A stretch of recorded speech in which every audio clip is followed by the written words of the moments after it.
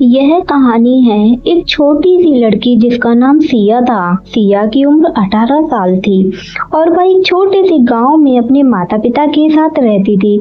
उसके पिता एक पारंपरिक व्यक्ति ने उसे कभी भी घर से बाहर नहीं जाने दिया। वह हमेशा यही सोचते थे कि बाहर की दुनिया खतरनाक है।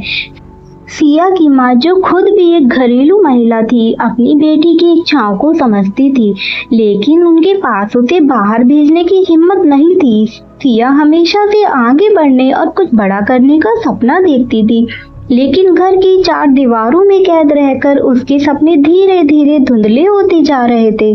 वह दिन भर घर के कामों में व्यस्त रहती थी, जैसे मसाले पीसना और खाना बनाना, लेकिन उसके मन में एक आग जलती रहती थी जो उसे कुछ अलग करने के लिए प्रेरित करती थी। एक दिन सिया ने टीवी पर एक समाचार देखा।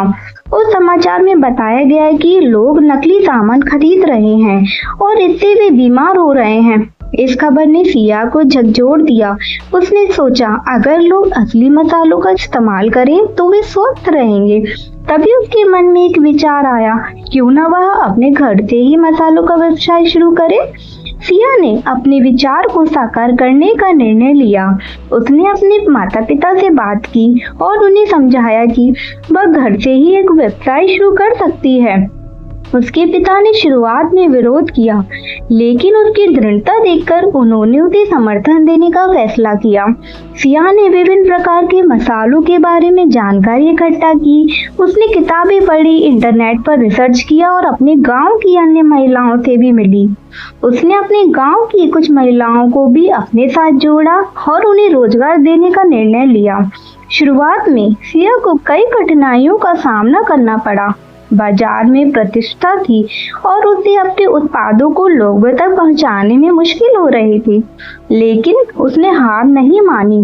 उसने स्थानीय मेलों और बाजारों में अपने मसालों का प्रचार किया। धीरे धीरे उसके मसाले लोगों के बीच लोकप्रिय होने लगे। सिया ने न केवल अपने लिए एक सफल व्यवसाय खड़ा किया, बल्कि उसने गांव की अन्य महिलाओं को भी आत्मनिर्भर बनने में मदद की। अब वे सभी मिलकर काम कर रही थी और अपने अपने परिवारों का भरण पोषण कर रही थी।